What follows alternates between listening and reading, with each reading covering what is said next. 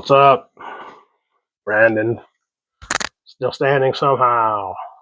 Uh, so yeah, I don't really have anything planned today.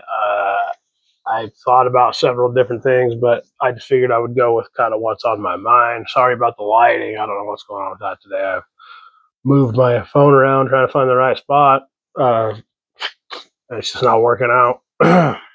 Been one of them days. I'm got to be getting ready for a wedding here pretty soon.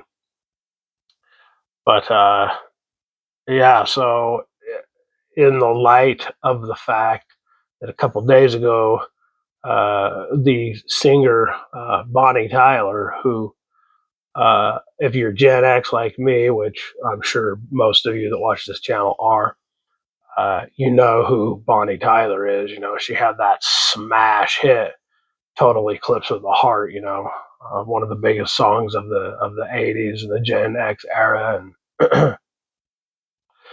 so yeah, that with her passing, I got listening to some of her music. Went down a rabbit hole for a little while with that, and so all day yesterday and part of the day today, I've been listening to just all '80s stuff, Survivor, REO Speedwagon. Stick around, and I'll tell you at the end of the video. If you don't know what to know already, I'll clue you in on the REO for REO Speedwagon if you don't already know. But anyhow, so yeah, that just kind of got me in back into that mindset, and I try really hard not to think about that too much and get wrapped up in it, you know, because those days are days gone by. They're never going to come back. It's never going to be anything close to that ever again. And it's just, it's just and then every time somebody like Bonnie Tyler passes away, anybody from my generation and Gen X, and of course she was quite a bit older than me. I didn't realize that she was old, almost. Well, I think she was right around my mom's age. Yeah, right around. I think she was 75, and that's right around where my mom is right now. And but she still made her mark on Gen X with that song, even though technically she's a boomer, you know. But you know, it's really easy for me to get tossed back in that time because I miss it so much because it was so different, and I just wish my kids and grandkids could experience it and everything. It's just, you know, it makes me wonder. You know, it's another thing I get thinking about people like my mother and my father, uh, and I, you know, they're in their late 70s now, and they're both boomers, and I think about them too. I think about they were born in the 40s and 50s and raised in the 60s. Hold on, let me fix this curtain really quick. I'm gonna pause this. Hold on. Sorry about that.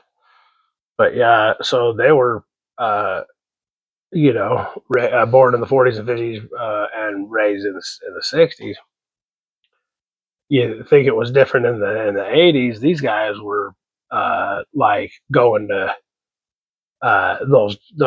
soda pop, those soda stands or soda uh, at the malt shop. Thank you, the malt shop. Oh, can't get with it today. A malt shop, and they'd go there, you know, and they had certain fashions, you know, just like us, but they were literally like uh, when you watch movies that are set back in that time period and stuff, and you think about it, wow, what a different world, you know. In '69, everybody was going crazy for the moon landing and everything. My my parents, you know, they were young adults at that time, and they were checking that out. And they drove the big muscle cars, you know, and the guys rolled up their sleeves, you know, and their pants. They were kind of like some of them were kind of like greasers or whatever. And the girls had the big hair and the skirts, you know, and the saddle shoes they called them or whatever.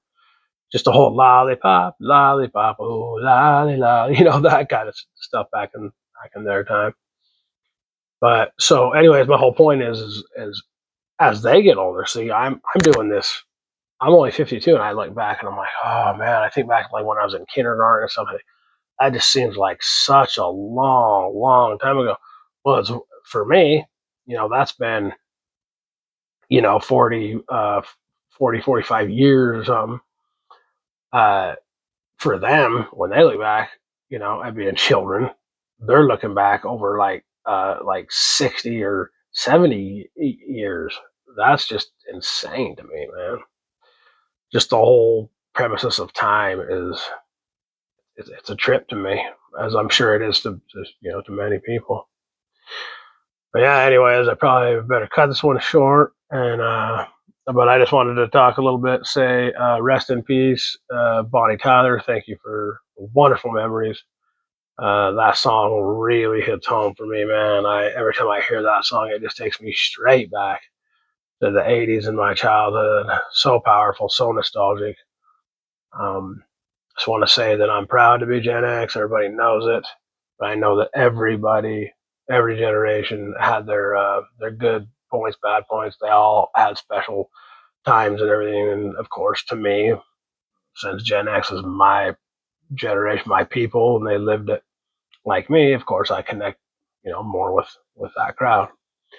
But so, anyways, yeah. So if you're an REO Speedwagon fan, and I certainly am. I mean, wow, they've Kevin Crogan, the lead singer. I mean, that dude has a very unusual voice, but in a good way. It's like so different that you wouldn't think his voice would really go with rock. And it's killer. Like I really like his voice. I like his writing. Great writer. Some of the best songs out there. But anyways, so quick bonus, like I told you. So I looked this up one day. This is quite a while ago. I kept wondering, REO Speedwagon. That's so different. But the Speedwagon, of course, is a fire truck, which they've put on some of their albums. But these old, fashioned fire trucks, they called them Speedwagons.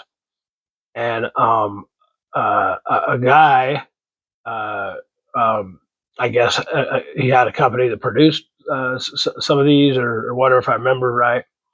And his name was Ransom Eli Olds. Ransom Eli Olds, REO. And I guess that they threw that on there with the Speedwagon, REO Speedwagon. And if you think about it, that's a very unusual name, but it's catchy too, and it makes you think. REO Speedwagon. But anyways, yeah, I'm gonna go get ready for this wedding.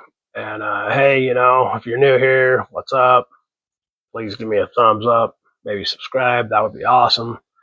And I appreciate those who've been going with me so far. And let's keep it going. Catch you on the flip side.